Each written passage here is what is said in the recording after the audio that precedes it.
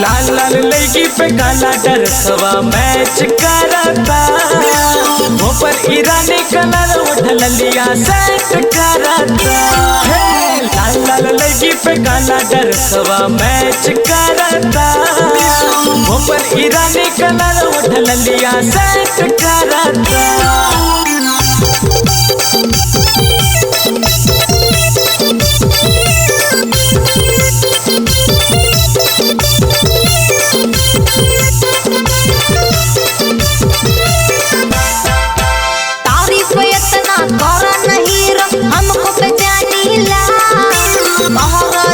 लखंगन के हम खूब पहचानीला, और तारीफ इतना कर नहीं रो हम खूब जानीला। तोहरा जैसा लखंगन के हम खूब पहचानीला।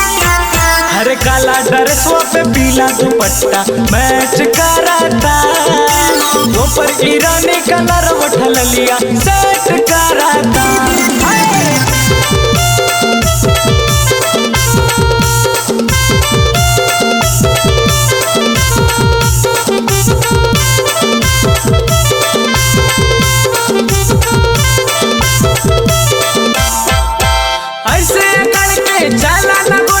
एक दिन बच जाइबू जब ढल जाई मैडम जवनिया बैठ के खुखुआइबू।